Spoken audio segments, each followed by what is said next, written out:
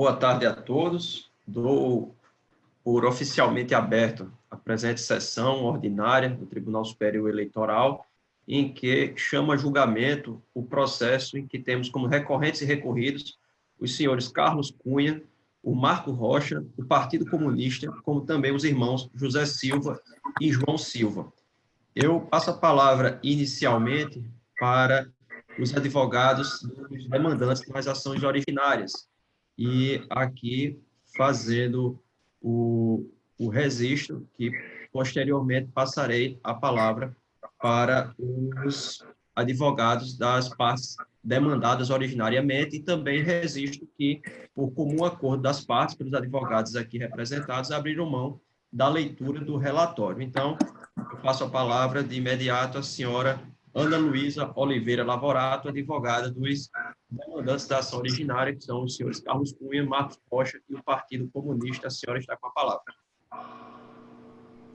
Bem, boa tarde. Cumprimento o excelentíssimo presidente da banca, cumprimento os demais membros, os colegas aqui presentes. Meu nome é Ana Luísa e, fazendo uso do prazo regimental que me é devido, conjuntamente com meu colega Matheus, apresentaremos aqui as razões recursais por parte dos investigantes Carlos Cunha, Marcos Rocha e o Partido Comunista. Como se depreende dos autos, os candidatos eleitos José Silva e João Silva, filiados ao Partido IG, tiveram seus mandados cassados pela prática do abuso de poder econômico, propaganda ilícita e uso indevido dos meios de comunicação.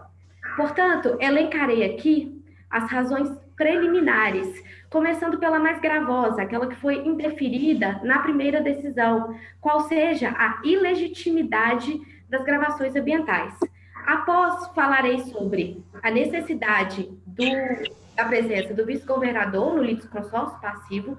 Falarei também, em um segundo momento, sobre o tempestivo ajuizamento da AIGE e também, em um terceiro momento, falarei sobre a questão da reunião das ações, que é de suma importância para o julgamento do caso.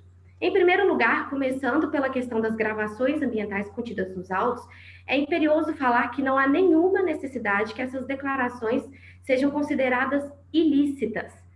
Isto porque o Supremo Tribunal Federal entende por serem lícitas, e o TSE também segue este entendimento. Este entendimento do Supremo Tribunal Federal ocorreu no julgamento do caso que deu origem a um tema de repercussão geral de número 237. Ou seja, o Supremo reconheceu que não há necessidade de autorização judicial, também não há necessidade de autorização daquele que é gravado, e muito menos importa se essa gravação ocorre em um ambiente público ou em um ambiente privado. Vejamos, no presente caso, ainda mais. Isso porque as alegações feitas pelo candidato João Silva e as alegações feitas também pelo terceiro, Pedro Almeida, aconteceram de forma totalmente espontânea. Excelentíssimos, não há aqui nenhum emprego de meio ardiloso. Portanto, não há que se falar em licitude desta prova. Além disso, as declarações foram feitas àqueles que gravava o diálogo, ou seja, também não há de se falar aqui em interceptação, e também não há de se falar aqui em momento algum de invasão de privacidade. Razão pela qual fica clara que as gravações devem ser tidas como lícitas. Passando então ao segundo ponto, que é a ausência do vice-governador no polo das primeiras demandas, é imperioso falar também que essa ausência foi suprida pelo ajuizamento da AIME, porque na AIME consta o vice-governador no polo passivo da demanda. Isso acontece justamente porque esse ajuizamento da AIME ocorreu antes da fase instrutória do processo. Ou seja, não há em nenhum momento qualquer tipo de prejuízo ao vice-governador. Não há prejuízo no exercício do seu contraditório, nem da sua ampla defesa, devendo assim, pelos princípios de economicidade processual também, e pelo que bem elucida o Código Eleitoral no artigo 219, não há nulidade sem que haja prejuízo. Além disso, em relação ao tempestivo ajuizamento da AIGE, qual seja a primeira AIGE ajuizada por Carlos Cunha, antes do registro de candidatura, também não há nenhum prejuízo. Isso porque, em termos processuais, os candidatos só foram citados, ou seja, só integraram o processo após o seu registro de candidatura. Portanto, a gente não deve falar que em nenhuma nulidade, haja vista que não houve prejuízo. O ministro Gilmar Mendes, no julgamento do RO 10.520, elucida bem. Ele diz que o prazo de ajuizamento da AIGE começa a partir do registro de candidatura, já que há risco de total inutilidade do processo. Haja vista que os pré-candidatos podem não se candidatarem. Porém, excelentíssimos, não aconteceu isso aqui nesse presente caso, porque os candidatos não só se candidataram, como também se elegeram. A razão pela qual também não há que se falar aqui em qualquer nulidade. Passando agora ao... Doutora Ana Luísa, antes que você passe para o próximo ponto, teria um questionamento para Vossa Excelência acerca do litisconsorte passivo necessário do vice-governador. Você entende, então, que a propositura futura da AIME supriu a preclusão em relação ao apontamento do litisconsorte passivo necessário, é isso? Presidente. Pois não, viu? Mas alguns julgadores tiveram algum questionamento sobre a matéria, é oportuno que façamos todas ao mesmo tempo. Eu queria perguntar sobre essa questão do consorte, eu gostaria de perguntar, porque o espectro da ação de impugnação de mandato eletivo, ele é mais restrito, né? A Constituição, lá no artigo 14, fala lá as hipóteses de cabimento da ação de impugnação de mandato eletivo. E muitos dos fatos, então, o meu questionamento seria esse, se haveria coincidência das acusações, dos fatos, das capitulações, tanto nas AIJS quanto na IME, para se poder falar, como foi dito agora, que o ajuizamento posterior da IME supriria essa omissão na presença do vice-governador no polo passivo das AIJS, já que, nada obstante, se refiram alguns fatos são semelhantes, são correspondentes, são os mesmos fatos, mas outros não.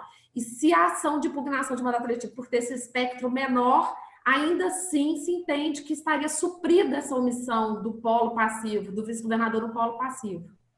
Claro, eu gostaria, antes de responder... Um minuto, Ana, que tem uma pergunta também do doutor Diogo, que é sobre o mesmo tema. Uma primeira pergunta seria exatamente a que a doutora Ana Márcia já fez, mas em relação à propositura da AIGE também, gostaria de saber a posição de Vossa Excelência enquanto representante do polo ativo na origem, qual que é o entendimento acerca do interesse de agir na propositura da AIGE antes do registro de candidatura, né? Tendo em vista que ali ainda não havia registro para ser cassado, né? Qual que é o posicionamento de Vossa Excelência a respeito desse tema? Claro, com a devida vênia, eu gostaria de solicitar... Eu devolvo a palavra para você, Ana. Obrigada. Eu gostaria de solicitar ao presidente o acréscimo de 3 minutos para poder responder as questões e terminar minhas razões A Corte concorda com o acréscimo de 3 minutos? Sem problema. Sim, de acordo. Concedidos 3 minutos. Muito obrigada. Em relação ao primeiro ponto que me foi questionado, qual seja a ausência do vice-governador nas primeiras demandas e essa ausência que foi suprida pelo ajuizamento da AIME. Bom, já respondendo também a outra pergunta, eu entendo que é totalmente possível, na verdade. Isso porque as demandas possuem o mesmo arcabouço fático. Por exemplo, a AIME, ela tem um arcabouço fático de abuso de poder econômico, haja vista alega fraude, assim como a segunda ajuizada e a terceira ajuizada também, ações de investigação na Justiça Eleitoral. Portanto, apesar dos diferentes causas de pedir sobre o mesmo arcabouço fático, sendo que a consequência pode ser a mesma para tanto para as AGES quanto para a AIME, eu entendo que deve ser suprida essa ausência, porque não há o que a gente teria que pensar aqui no cerceamento de defesa do vice-governador, no contraditório e na ampla defesa, e como ela foi ajuizada antes da frase instrutória, não há nenhum óbice. Em relação ao interesse de agir, também não há nenhum óbice. Se a gente observar aquele caso da senadora Selma Fernandes, há também uma propositura da ação antes do prazo destinado a ela. E eles entendem que como já que a gente tem esse registro de candidatura que ainda não existia, mas a gente sabia que todos os atos praticados anteriormente poderiam vir a impedir até mesmo que esse registro se consolidasse. Portanto, este é o interesse de agir, visto que é a nossa única forma de resolver essa demanda processual. Também temos que levar em conta a reunião das ações e o fato conjunto. Seu tempo está acabando, viu, Ana? Falta um minuto, mais ou menos. Obrigada. Então, vou encerrar aqui. Gostaria de manter os pedidos, quais sejam o acolhimento das nossas preliminares, nesse caso, e para que leve em consideração todo o conjunto probatório fático. Muito obrigada pela atenção. Finalizado o pronunciamento da doutora Ana Luísa, eu concedo a palavra ao doutor Matheus Moraes. Excelentíssimo ministro presidente, pessoa na qual cumprimento os demais membros aqui desta corte e os demais colegas aqui presentes. Como já dito, utilizarei do meu tempo regimental aqui para sustentar as razões dos autores, horas recorrentes. E antes de mais nada, excelentíssimo, gostaria de resumir o presente caso com uma simples palavra: desequilíbrio. Desequilíbrio ocorrido no pleito eleitoral em razão das condutas perpetradas pelos então candidatos João e José Silva, na qual irei abordá-las aqui, quais sejam. A primeira, a propaganda antecipada; a segunda, a captação ilícita de sufrágio; o uso indevido dos meios de comunicação, e bem como o abuso de poder econômico e o abuso de poder religioso. Primeiramente, excelências, devemos levar em conta que a propaganda antecipada está disciplinada no seu artigo 36A da Lei 9.504, na qual elenca certas condutas possíveis de ser realizadas antes do período eleitoral, desde que não ocorra o pedido explícito de voto. O entendimento desta corte é que o pedido de voto ocorre tanto da maneira expressa, dissimulada ou subliminar. E, no presente caso, ocorre de todas essas formas, tendo em vista que, de maneira expressa, por meio de exposição massiva nos meios de comunicação, ocorre ali o pedido por meio de apoiadores aos candidatos, bem como ocorre também o uso indevido em uma das rádios pertencentes à sua família, a família dos candidatos, dos irmãos Silva, na qual não guarda ali a devida isonomia aos demais candidatos, o que também, de certa forma, comprova ali a propaganda antecipada, bem como, conforme denota-se dos autos,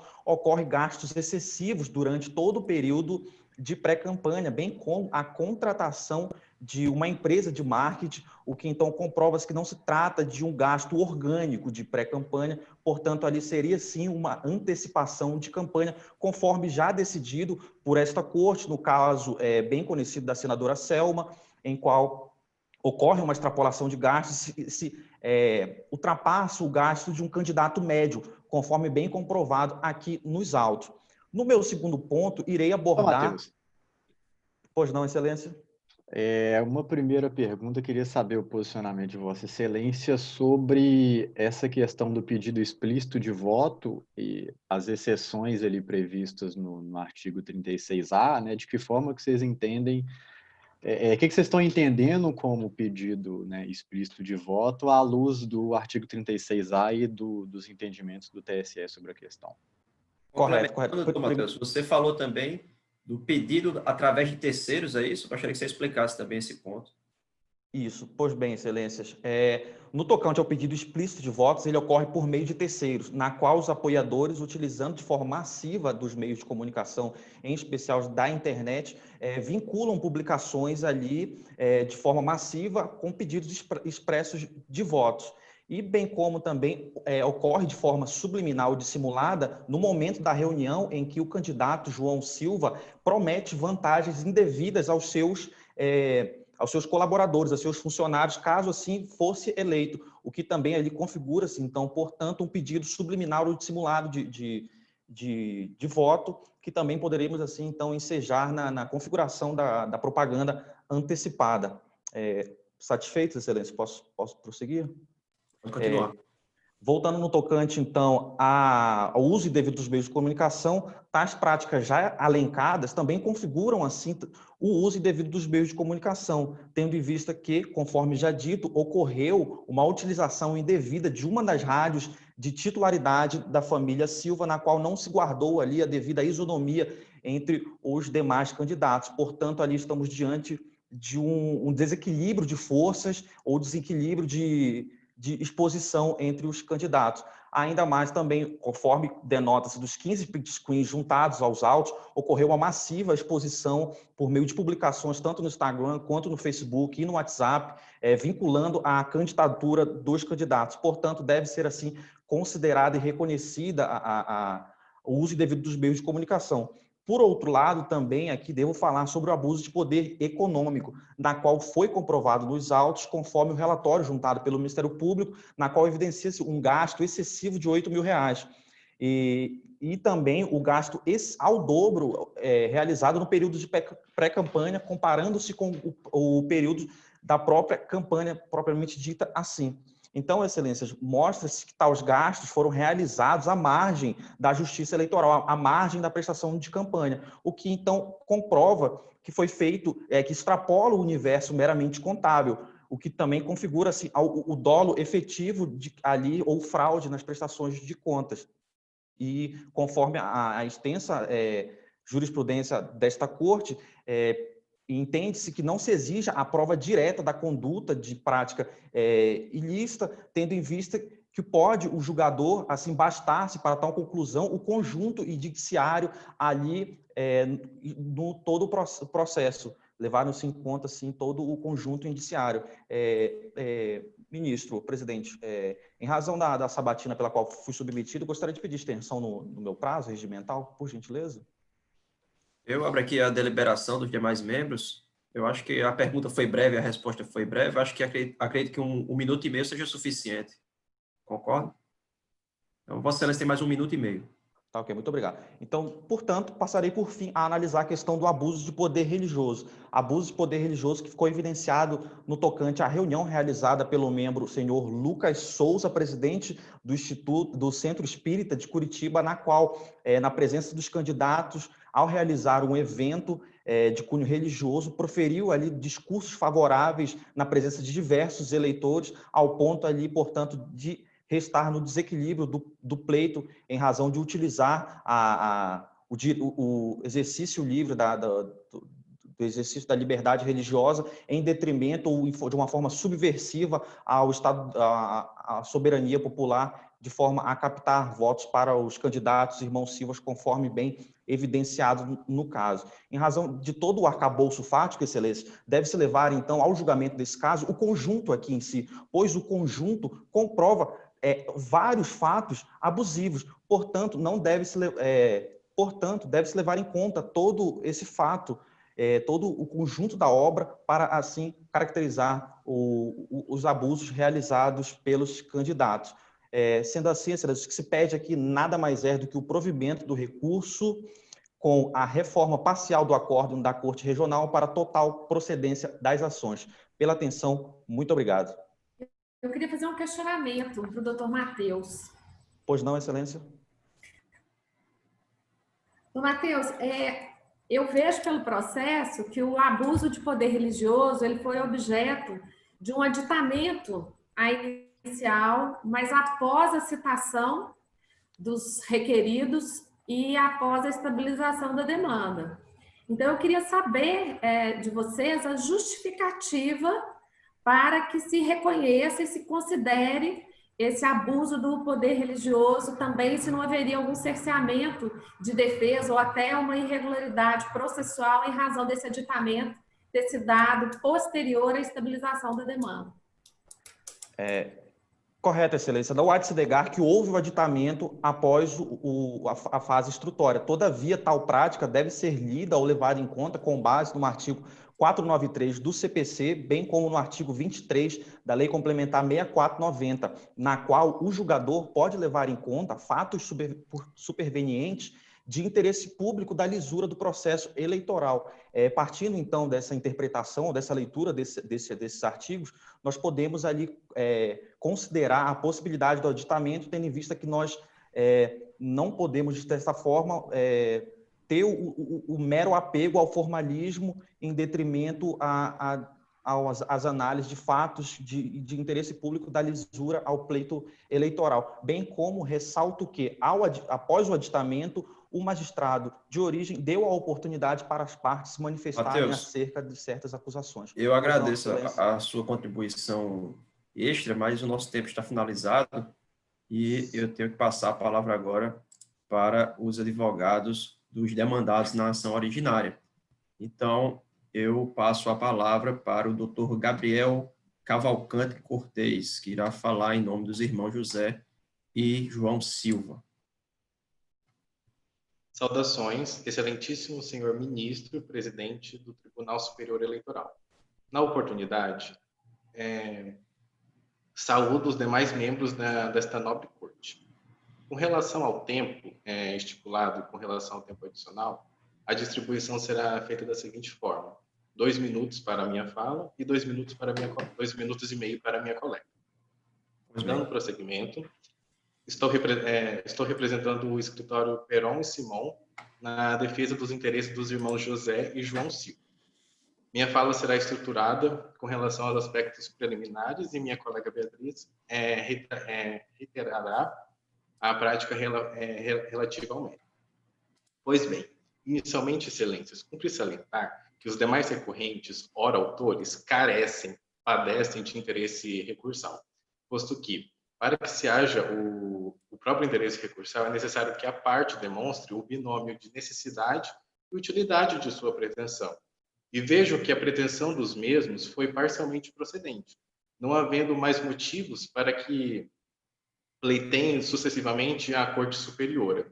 E, deste modo, não havendo a mínima sucumbência, é necessário que tais recursos não sejam conhecidos. Dando prosseguimento, doutor Gabriel, me permita, já nesse primeiro ponto. Sim, excelência.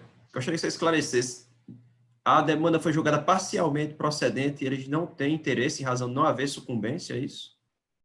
Sim, excelência. Posto que os pedidos iniciais, quais sejam a cassação dos mandatos e a inexigibilidade das eleições em si, foram os pedidos maiores e foram julgados procedentes. E, desta forma, não há que se falar em interesse propriamente dito do usuário recorrente. Respondido, excelência? Pois não, pode continuar. Dando prosseguimento, há de se falar também na inadmissibilidade da reunião das ações com base no artigo 96b da Lei 9.504 de 1997. O artigo fala que haverá a reunião das ações quando houver diversidade de partes e os mesmos fatos. Vejam, excelências, que no presente caso, os fatos são diversos, os fundamentos são diversos, posto que se relacionam a períodos da pré-campanha eleitoral e também da campanha eleitoral, não havendo a mesma unidade, causa de pedir, que enseja a aplicação de tal artigo da norma específica. Deste modo, não há que se falar na reunião das ações. No mais, há que se falar também que o venerando acórdão do Tribunal Regional Eleitoral do Estado do Paraná não observou a formação de litisconsórcio passivo necessário, posto que, em se tratando de pedidos de inexigibilidade e cassação de mandato, considerando também que o irmão João Silva, candidato a governador, é de se ressaltar que o vice deve compor o polo passivo da presente ação, para que os efeitos sejam alcançados por ambas as partes. Neste caso, o acórdão é nulo diante da regra prevista no artigo 115, inciso 1º do Código de Processo Civil. No mais, há que se falar que não foi observado minimamente a questão referente à suspeição do magistrado, posto que, segundo o artigo 145 do Código de Processo Civil e seguintes, quando houver a preliminar de impedimento ou suspeição do juiz, este imediatamente deverá comunicar à instância superior, ou no caso, a um colegiado de outros juízes que decidirá se há de fato o vínculo íntimo alegado.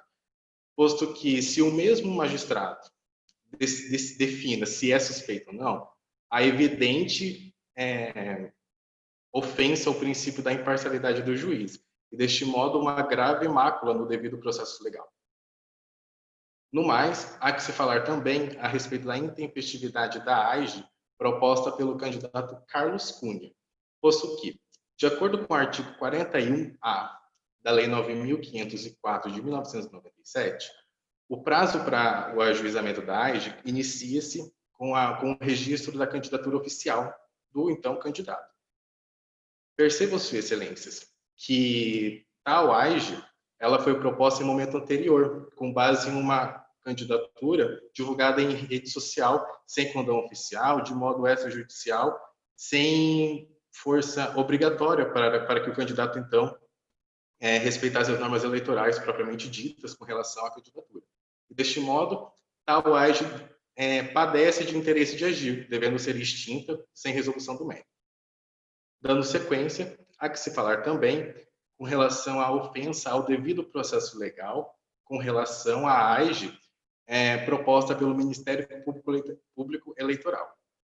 Com relação ao aditamento da ação após o saneamento do processo, tal matéria é impossível de se acontecer, pois fere o devido processo legal, posto que, nos ditames do artigo 329.2 do Código de Processo Civil, após o saneamento do processo, é vedado às partes, ainda que haja concordância, de alterar, incrementar a verdade dos fatos propriamente ditos, posto que a demanda já está analisada, já foi definido as questões de fato, de direito, as provas, para se analisar o que já foi posto até o momento, sendo vedado, então, tal prática, ferindo o devido processo legal. No mais, há de se falar também que, a respeito da ilicitude das gravações ambientais.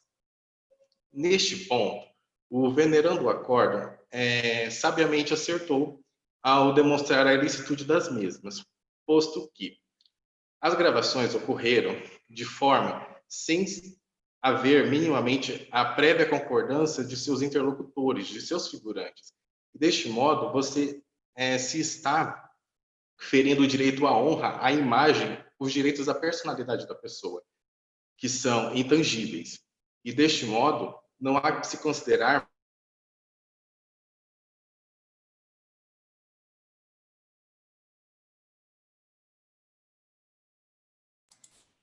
Alô? Os demais ouvem, doutor Gabriel?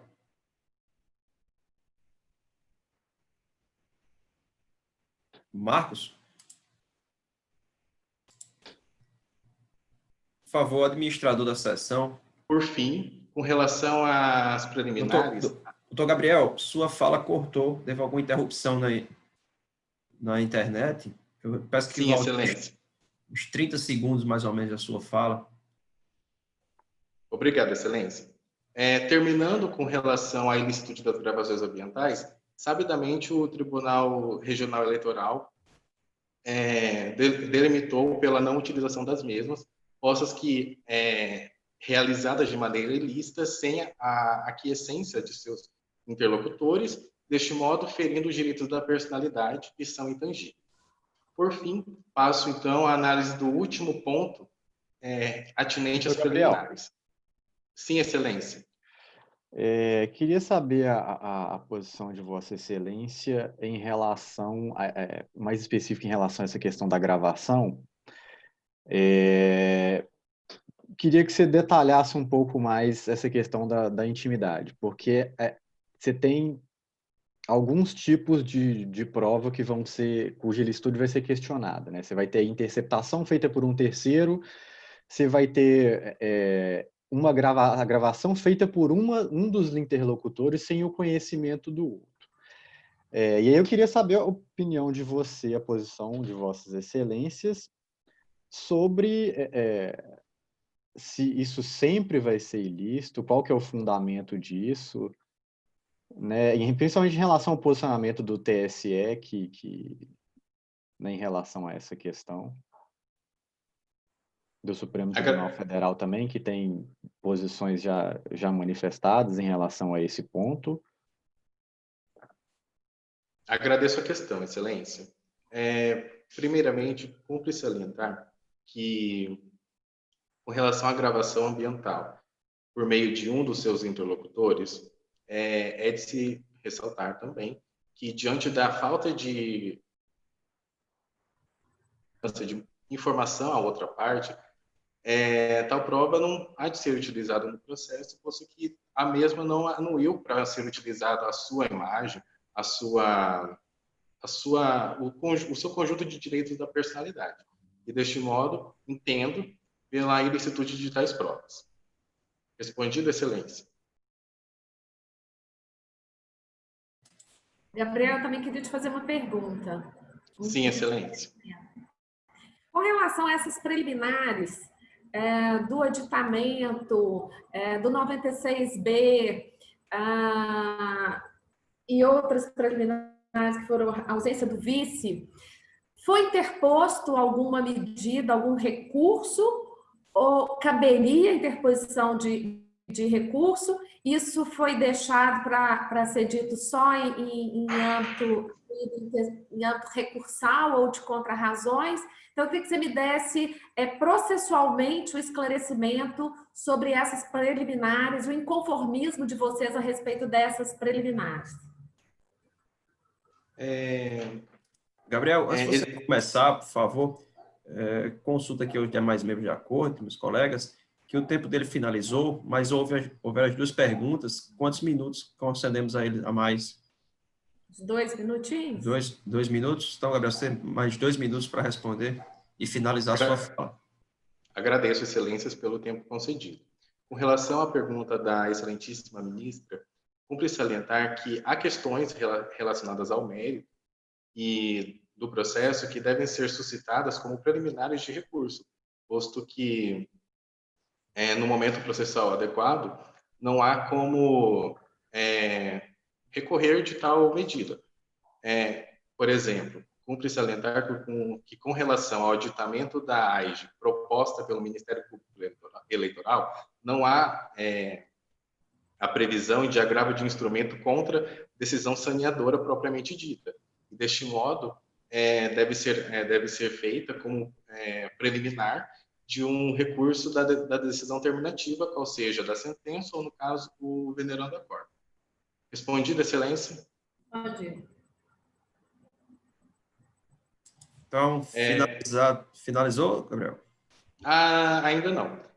Por fim, Excelências, cumpre salientar, com relação ao último aspecto preliminar, de que é impossível a concessão imediata dos efeitos do acórdão, posto que o artigo 257, parágrafo 2º do Código Eleitoral, diz expressamente que quaisquer recursos que versem sobre a inexigibilidade de mandato ou a cassação dos mesmos devem ser recebidos sob o efeito devolutivo e também sobre o efeito suspensivo. E ir contra a disposição da norma específica é uma clara violação ao devido processo legal no âmbito eleitoral. Deste modo, encerro a minha fala, reiterando pelo acatamento dos aspectos preliminares, e passo, então, a palavra à minha colega Beatriz. Gabriel, eu agradeço o seu pronunciamento e passo a palavra agora para a doutora Beatriz Fernandes. Excelentíssimo senhor ministro, presidente desta corte, em nome de quem cumprimento os demais eminentes julgadores e todos os colegas ouvintes. Me chamo Beatriz Sherpinski Fernandes e venho agora, em continuidade à fala de meu colega, ressaltar argumentos de mérito de extrema relevância para o julgamento do presente recurso ordinário, com a consequente confirmação dos mandatos de João e José Silva. Para isso, tratarei acerca da inexistência de propaganda antecipada, inexistência de captação ilícita de sufrágio, inexistência de abuso de poder econômico e religioso e inexistência do uso indevido dos meios de comunicação. A primeira AIGE, proposta por Carlos Cunha, e a terceira AIGE, proposta pelo Ministério Público, alegaram propaganda antecipada. O próprio acórdão do Tribunal Regional Eleitoral constatou a inexistência de pedido explícito de votos pelos irmãos Silva. E os memoriais da parte contrária, que destacaram o pedido de votos pelos eleitores, não pode ser acatado, tendo em vista que isso não pode levar à responsabilização dos irmãos Silva, já que não foi comprovado nos autos qualquer relação dos irmãos Silva ou qualquer participação ou mesmo conhecimento destes com relação aos atos de seus eleitores apoiadores. Os diversos atos também de apresentação de propostas presenciais em redes sociais ou vídeos são permitidos pela legislação eleitoral, conforme o artigo 36A da Lei 9.504 de 97. Assim, não há configuração de propaganda antecipada. A primeira AIGE, também proposta por Carlos Cunha, alegou a captação ilícita do sufrágio. Esse ilícito está previsto no artigo 41A da lei já mencionada, e conforme já exposto, o termo inicial de incidência deste artigo é o registro de candidatura. Ora, excelências, os supostos fatos alegados pela acusação foram realizados antes do registro de candidatura de João Silva. Assim, não há o que se falar em compra de votos se o representado sequer era considerado candidato à época. Já em relação ao abuso de poder econômico, o Tribunal Regional Eleitoral acatou essa alegação com fundamento em documento trazido aos autos através do aditamento do Ministério Público. Conforme já exposto, esse aditamento não deve ser considerado válido, e todas as provas trazidas aos autos nesse momento processual, devem ser desentranhadas, consideradas inválidas. Não há vedação legal para gastos pré-campanha, e a prova dos autos não conseguiu demonstrar a gravidade ou excessividade ou verdadeiro abuso de poder econômico, que exige uma prova robusta, exige um conjunto probatório robusto. A acusação não conseguiu demonstrar. Esse mesmo aditamento do Ministério Público alegou o abuso de poder religioso. Reitero a necessidade de invalidação desse aditamento, mas esclareço que ainda que essa alegação prossiga, ela não deve prosperar. O discurso favorável, alegado discurso favorável pela acusação, foi realizado pelo líder religioso. Não houve pedido explícito de votos pelo líder religioso. E não há nos autos qualquer prova da participação dos irmãos Silva na elaboração dessa fala, apesar da presença deles no centro espírita. Assim, não há como imputar aos irmãos Silva o abuso de poder religioso. Já em relação ao uso indevido dos meios de comunicação, destaco que houve a juntada de 15 print screens. Esse número é ínfimo e não prova disparo em massa ou disseminação em massa de notícias falsas. Esses 15 print screens foram divididos em mensagens encaminhadas, publicações no Instagram, Facebook. Logo, não é uma prova robusta que comprove o disparo em massa. E ainda que comprovasse, tal ato não poderia ser imputado aos irmãos Silva, que sequer possuíam relação com esses eleitores apoiadores. Ainda acerca do uso indevido dos meios de comunicação, é necessário tratar acerca dos 60 minutos extra concedidos em uma entrevista a João Silva. As entrevistas para as rádios são permitidas pela legislação eleitoral. E esses alegados 60 minutos extra... Doutora Beatriz, só um esclarecimento fático, por favor. Foi apenas em uma entrevista que ocorreu o aumento de 60 minutos em relação aos demais, ou foram várias? Não, Excelência, foram 4 entrevistas a mais que totalizaram os 60 minutos extra. Mas eu esclareço que, ainda que pareça uma disparidade entre os candidatos, o dever de tratamento isonômico é das emissoras de rádio e não dos candidatos. Então, não há como responsabilizar os irmãos Silva, ou nesse caso, João Silva, pelo uso indevido dos meios de comunicação. Restou, então, comprovado que não houve a prática Doutora de nenhum... Ana, a senhora tem um minuto, Beatriz. Doutora Ana tem uma pergunta. Já que a responsabilidade é das emissoras, segundo nos foi noticiado sobre o caso, sobre essa acusação que consta dos autos, é que a emissora seria de propriedade da família dos 2 requeridos. Então, eu queria um esclarecimento a respeito da ocorrência de abuso quando há esse vínculo entre as emissoras e os candidatos que estão sendo acusados de se beneficiarem da utilização dessas mesmas emissoras pertencentes à sua família. Senhor presidente. Doutor Diogo, tem um questionamento também? Tem uma pergunta também, ainda a respeito do uso indevido dos meios de comunicação social. Eu queria saber o posicionamento de Vossa Excelência sobre qual o fundamento para rejeitar a cassação por uma conduta de terceiros, tendo em vista que o artigo 14, parágrafo 9º da Constituição prevê ali a tutela da normalidade e legitimidade das eleições, e não necessariamente por uma conduta do candidato, né?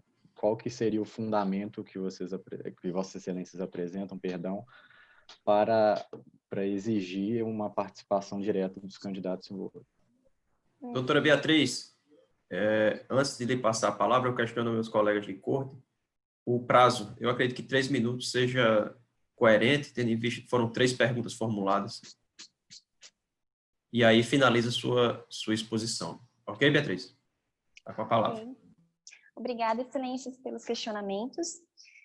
Acerca da emissora de rádio Ser dos Familiares, Ser da família Silva, não há nos autos comprovação de que os irmãos Silva manipularam essas entrevistas, ou também não há nos autos prova de que são familiares próximos.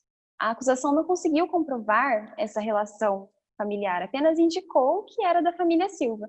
Como já foi exposto no caso, é uma família de grande renome no Estado, possui muitos bens. Logo, não há como imputar aos irmãos Silva alguma responsabilidade por essa emissora ser da família Silva. E acerca da responsabilização dos candidatos por atos de terceiros, o artigo 40b da Lei 9.504 trata acerca da responsabilidade de beneficiários.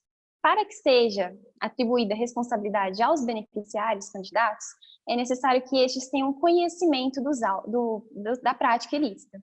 E, no caso, não restou demonstrada conhecimento dos irmãos Silva acerca dessas práticas de disparo em massa. Não há prova de qualquer relação desses eleitores apoiadores com os irmãos Silva.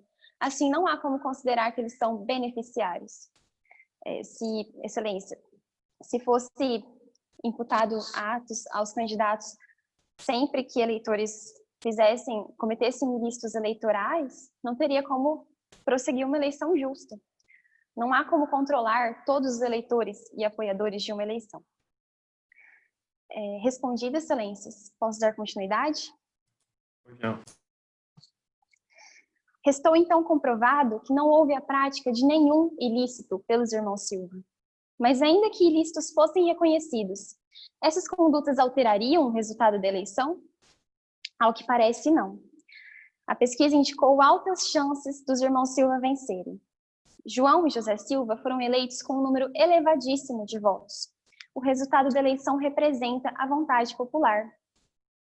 E não foram demonstrados elementos suficientes para comprovar gravidade ou relevância suficiente que justifique o afastamento dessa vontade popular. O Tribunal Superior Eleitoral já decidiu assim, no julgamento do RESP 148, em 26 de novembro de 2016, no qual confirmou o mandato da prefeita de Pirapora, em Minas Gerais. Esse entendimento deve ser aplicado nos autos. Requeiro, então, o reconhecimento de todos os argumentos preliminares e de mérito, o provimento do presente recurso e a confirmação dos mandatos de João e José Silva, sendo afastada a inelegibilidade por 8 anos. Agradeço ao respeitável corte e a todos os ouvintes. Finalizado o pronunciamento de mérito feito pela doutora, eu agora inicio o prazo para a réplica, que será feita pela doutora Ana Luísa. Não é isso, equipe 133? Então, isso mesmo. Vossa Excelência tem a palavra. Bem, excelências, serei breve. Em relação ao interesse recursal, eu lembro à contraparte que a primeira ação ajuizada tem como causa de pedir a captação ilícita de sufrágio. Esta tem como sanção não só a cassação, como também a aplicação de multa, razão pela qual, como bem enfatizou a contraparte, há interesse recursal nesta questão, visto que nem todos os nossos pedidos foram deferidos. Em relação à reunião das ações, há o mesmo arcabouço fático, isso basta ler o caso, e, além disso, há o interesse de decisão conflitante, ou seja, incide aqui o artigo 55, parágrafo 3º do Código de Processo Civil, que é aplicado de maneira subsidiária e subletiva à seara eleitoral, por força da Resolução 23.478 de 2010 do TCE. Além disso, em relação à suspeição do juízo, reitero à contraparte que isso ocorre de maneira incidental ao processo, ou seja, ocorre apartado, e esse incidente ele tem o seu efeito suspensivo se for declarado, o que não ocorreu no caso. Além disso, ele foi superado, como consta na página 7, parágrafo 2 do presente caso. Em relação às provas de ilicitude, não há o que se falar aqui. É entendimento do Supremo Tribunal Federal, é um entendimento adotado pelo TSE no julgamento de 2019, então, de número 40.898, portanto, não há que se falar aqui em qualquer ilicitude dessas provas. Além disso, também relembro à contraparte que, em relação ao uso indevido dos meios de comunicação, basta o efetivo favorecimento dos candidatos. É nesse sentido o posicionamento da Corte no RO de número 22.030 e 37. Portanto, não há que se falar aqui em deferimento do reconhecimento do uso indevido dos meios de comunicação. Para além, reitero também que o conjunto probatório todo enseja para o reconhecimento de diversos abusos que ocorreram ao longo do processo e que devem, sim, ter força para ensejar a cassação do mandato dos candidatos eleitos. Agradeço, reitero os nossos pedidos, tanto os preliminares quanto os pedidos de mérito, e agradeço pela atenção de todos e dos respectivos membros deste tribunal. Obrigada. Doutora Ana, eu agradeço pelo seu pronunciamento e agora eu passo a palavra para fins de tréplica ao doutor Gabriel Cavalcante Cortez. Excelência, inicialmente é de se respeitar que, com o aditamento da AIGE proposta pelo Ministério Público, não há que se falar na convalidação de processamento da alegação de abuso de poder religioso, diante de que a AIGE e a AINES possuem, são ações de natureza diversa, que foram postuladas com pedidos diversos, e não há como minimamente em que se falar nessa superação da falta do interesse recursal de uma com relação à outra. Não há essa possibilidade.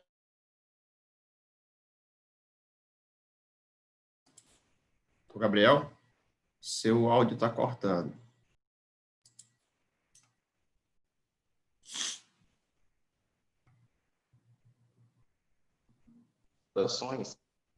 Há de salientar que não é possível, com base na norma já mencionada, no artigo 96b da Lei 9.504, é norma específica, então, como já tem um regramento específico, não há que se falar no acolhimento por conta da conexão, que é um instituto diverso. Neste ponto, há de ser refutado o argumento da parte diversa. Com relação à suspeição, inadmissível se faz a espera de um efeito suspensivo quando se declara de imediato o vínculo imputado ao magistrado com a parte, padecendo assim nulidades processuais. Com relação ao mérito, há de se falar que não houve abuso de poder econômico com relação às entrevistas concedidas a mais na emissora de rádio, posto que, em que pese a existência da rádio ser da família Silva, não houve a mínima informação nos autos de que são familiares próximos e que, de fato, houve esse favorecimento. E que também, de fato, não há que se considerar também que tais funcionários sejam responsáveis por esse aditamento de propaganda, sejam vinculados a tais candidatos. Por fim, cumpre salientar que as gravações ambientais são ilícitas, reitere-se pela ilicitude das mesmas, que as quais não poderão ser utilizadas por ferir o direito à personalidade. Com relação ao abuso de poder religioso, em que pese tenha sido conhecido, há de se ressaltar que os candidatos não possuem qualquer afinidade com o tal líder do centro espírita e não podem ser responsabilizados, imputados à prática de atos de terceiros, como também relaciona-se a tal argumento com aquela divulgação dos print screens por meio das redes sociais. Há de se ressaltar que não há legislação específica. Gabriel, caminhe, por favor, para os requerimentos finais, que o seu tempo está finalizado. Excelências, agradeço o tempo e reitero pelo acatamento de todos os pedidos preliminares e do mérito. Encerrada as sustentações, eu dou por encerrada a presente sessão de julgamento, ao tempo em que agradeço a participação da doutora Ana Márcia, como também do doutor Diogo, e parabenizo aqui todos os participantes, deixando aqui bem claro que o nosso principal objetivo é o aprendizado, e parabenizar todos vocês que tiveram a coragem de enfrentar esse desafio, e tenho a certeza que fizeram um brilhante trabalho, e é assim que se inicia uma carreira de sucesso. Parabéns a todos, e aqui eu passo a palavra à nossa administração do evento. Não, também passo a palavra aos demais membros, doutora Ana e doutor Diogo, se queiram se pronunciar, por favor. Eu queria parabenizar a todos os oradores que demonstraram pleno conhecimento do processo, domínio da legislação, de todo o assunto e toda a matéria que foi debatida no processo. E parabenizar a organização, agradecer pelo convite, parabenizar a organização, que tenhamos muito mais outros eventos como este, proporcionando essa oportunidade dos jovens aí, estudantes, poderem já contribuir para a evolução do direito eleitoral. Parabéns, fiquei muito satisfeita.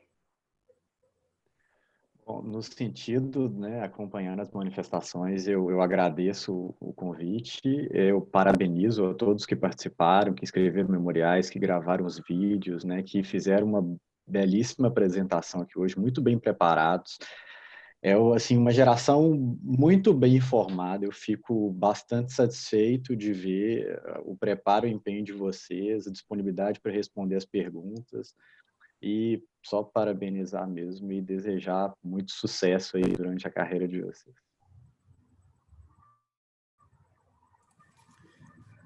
Eu agradeço a fala dos nossos juízes que compuseram esse painel, doutora Ana Márcia, doutor Diogo, doutor Arthur Fialho, que presidiu, conduziu os trabalhos tão bem. Queria dizer aos competidores, a Ana Luísa e a Beatriz, ao Matheus e ao Gabriel, que me sinto honrado como advogado e como ex-competidor de ter presenciado essa rodada, uma rodada muito acirrada, que os juízes contribuíram muito para qualificar, mas que eles levantam a bola. As perguntas são nada mais que isso, né? Os juízes levantam a bola para que vocês possam fazer uma boa jogada. Então, a troca foi muito boa de ver, foi uma rodada incrível. Parabéns a vocês pelo esforço. Tenho certeza que isso vai contribuir na formação profissional de vocês de forma muito decisiva. Vocês estão prontos certamente para fazer uma arguição oral no Tribunal Superior. Acreditem, será mais tranquilo, porque vocês aqui estão adquirindo inteligência emocional que um orador tem, né? O orador é uma pessoa que fala, ele domina todo o espaço. O bom orador, cada um de vocês tem um estilo diferente, mas o bom orador, quando ele fala, todas as pessoas ao redor querem ouvi-lo até o final, e vocês conseguiram isso hoje. Parabéns a todos vocês. Obrigado aos nossos juízes, a nossa juíza, a doutora Ana Márcia.